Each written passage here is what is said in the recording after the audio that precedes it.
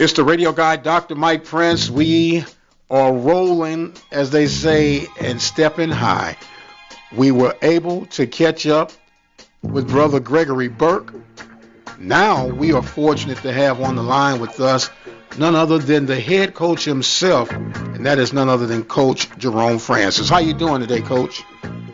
I'm doing outstanding. Thank you for calling. Well, yes, sir. We are excited about the opportunity. The old infamous words of Sam Cooke. It's been a long time coming. When you won that championship in 2003, did you think it would take 16 years before PV Nation was circling the wagon again? Well, I just know it takes daily effort as far as the staff, administration, obviously the players. And, you know, once you put that time in, you continue to get better and you continue to master your craft. And, you know, anything can happen. But I want to commend the university as far as the persistence, as far as supporting the team. And the guys just putting forth the effort to understand tradition and history. And they were able to complete that with the SWAC championship. Yes, sir. Now, when you came to Prairie View, it was, if I could say, in the midst of somewhat of a storm. You come in, you taking over the squad. What was it that stood out to you when you first came to PV and you started analyzing your team? It was a beautiful campus. I was very humble and excited about the opportunities as far as the growth and putting everything together. But I just loved the campus. I call it God's country was out there. And the Baby Dome obviously spoke for itself as far as the facilities. And just wanted to put a good team on the floor, guys that wanted to compete and have a passion to improve in the classroom and obviously on the basketball floor. But you know, I just took every opportunity I could. But I just fell in love with the campus, fell in love with the area, and obviously the people. Yes, sir. We're speaking right now with Jerome Francis, basketball coach for the 2003 Panthers championship team. We spoke with Brother Burke earlier, and he said that you all had some agreeable to disagree moments. Would you like to reflect and expound on that? Well, you know, I'm sure we've had a few of those with some of the players as well, as far as Big Roderick and Brandon Campbell and, you know, a host of other guys. But, you know, I just tell my guys, I treat everybody equal, but maybe not the same.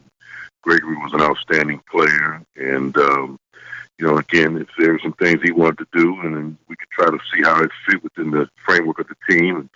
And we can kind of go from there. But, you know, when I spoke in the huddles, I didn't like guys to talk. You know, like I said in the great words of Tupac, all eyes on me. And, so I would always tell the guys that. And, you know, again, you know, we're just not here to have a discussion. You know, I'm coach. When I'm wrong, I'm right. When I'm right, I'm right. So you guys trust me. And I would treat everybody fair. I wouldn't have you do anything that I wouldn't do. Put yourself in that situation. But we're not here to have any discussions. So I want you to listen to what I, you know, tell you to do and perform accordingly. Understand your role, accept your role, and fulfill your role. And obviously, Greg's role was to be the outstanding player that he was and continues to be an outstanding man. And we need him maybe to do a little bit more as far as on the defensive end and as far as making easier plays. But Greg was a great young man and had an outstanding relationship with him, still do to this day, along with some of the other players. But we did have some discussions, so to speak, and I just had to help them understand that I'm the head coach. You know, when you look at athletics today, does it?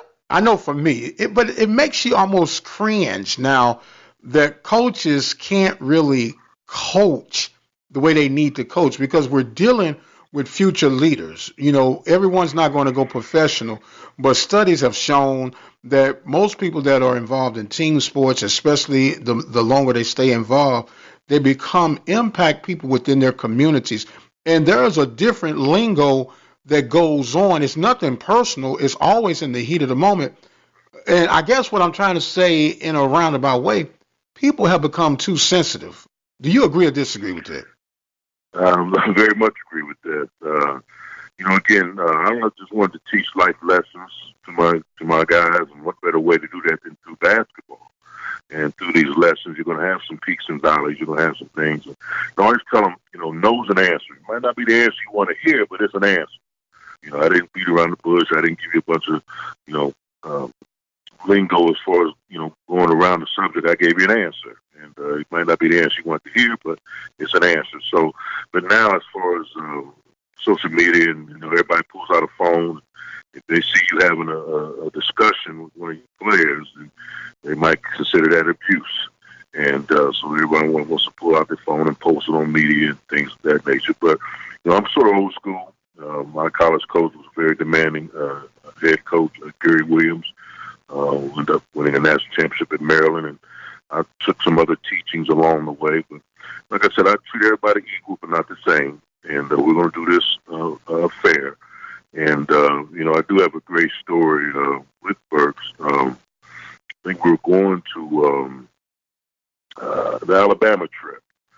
And so guys had to get on the bus at a particular time, and we had to move on because that's pretty much the longest trip as far as on the away games. And so again, I knew Greg was an integral part. Him and B. Campbell was just two of the better combo guards as far as in the league, and I would say in the country. They had good stats, good numbers compared with other Division I backcourt. So we were getting on there, and Greg was late, and they were playing.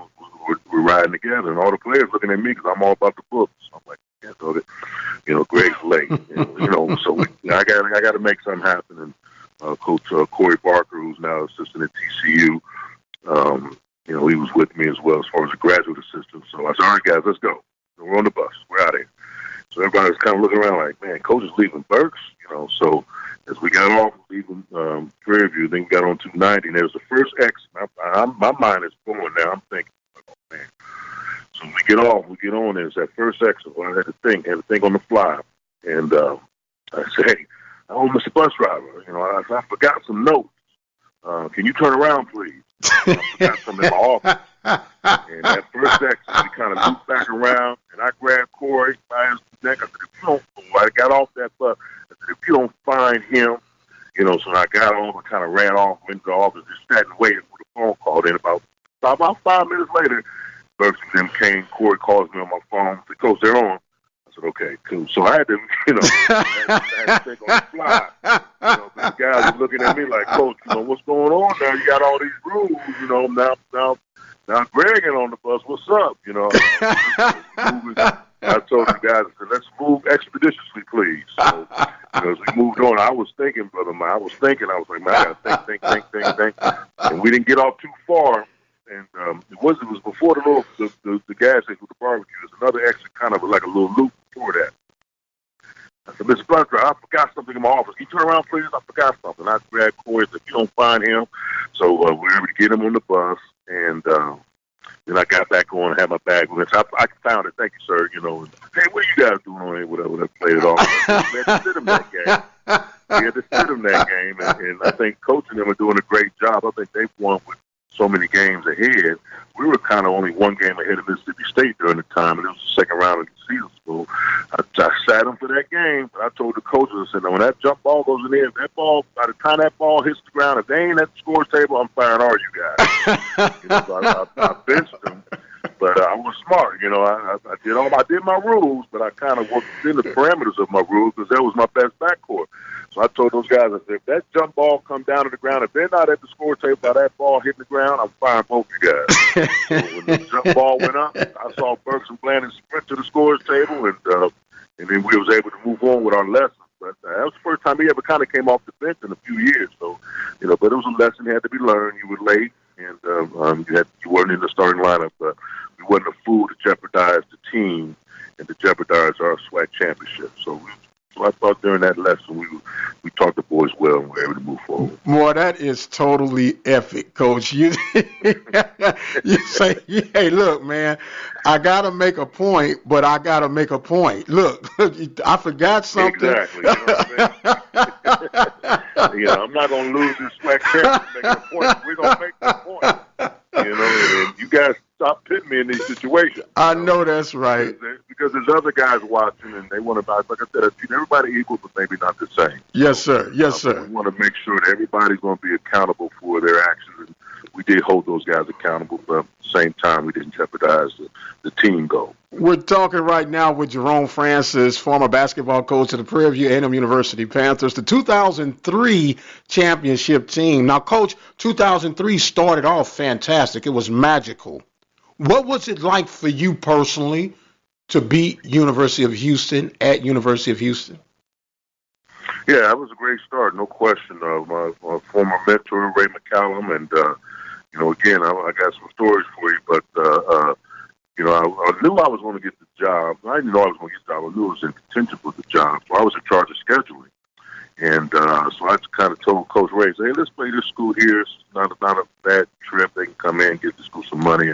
And so we ended up getting the contract done, and that was, when I got the job, that was my first game. And, just focus on as far as some of the teachings, as far as what they did at University of Houston and some of Coach's strengths and weaknesses as far as the personnel.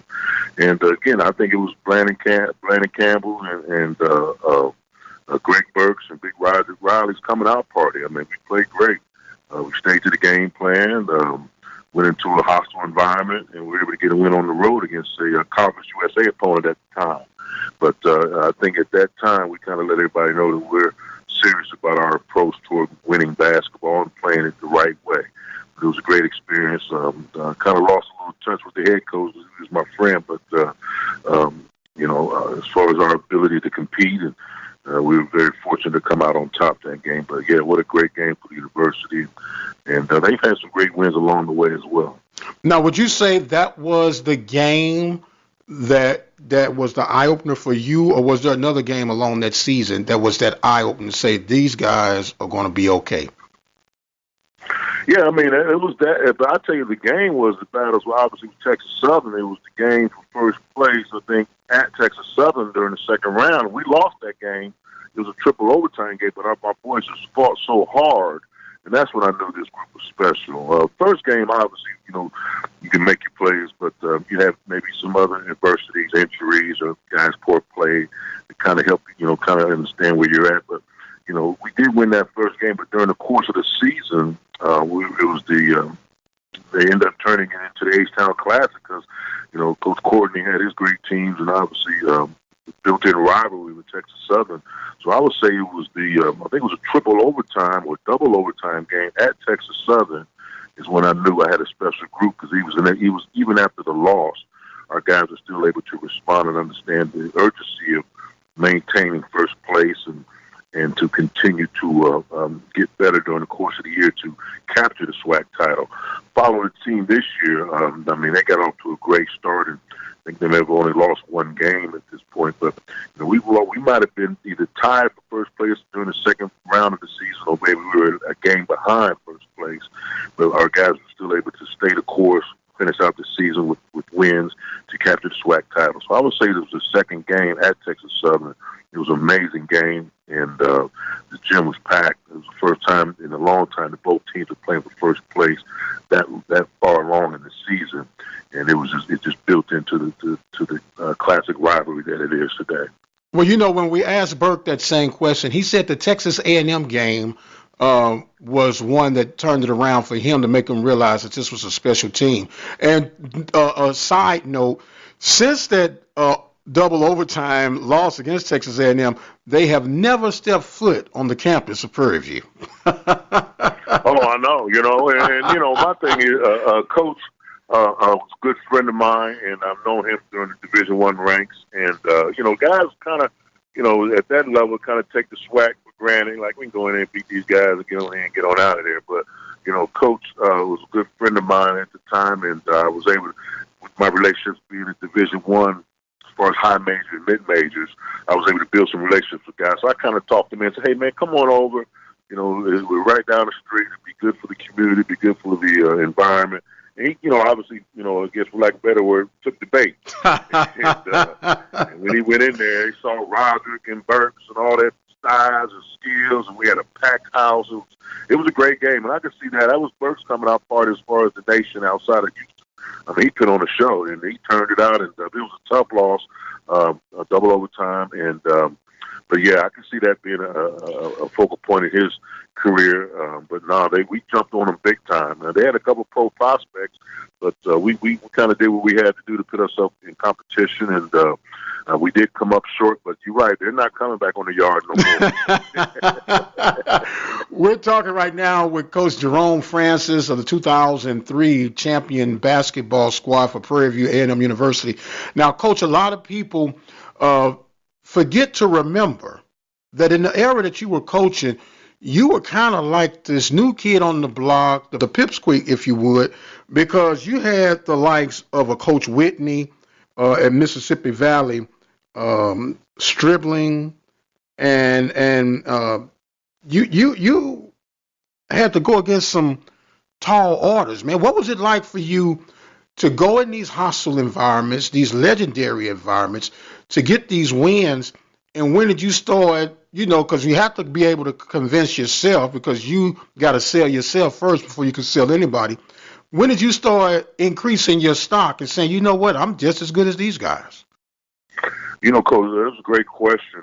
Ben Jobe, just the same as Southern, Stockton at Jackson State, and obviously Lafayette's dribbling, and Coach Whitney. You're right. I mean, I was just humbled by the ability to compete. We had our first coaches meeting. I think it was in Birmingham or in Jackson. I can't remember. And those old guys gave me a hard time, man. I never forget that. We sat at the table.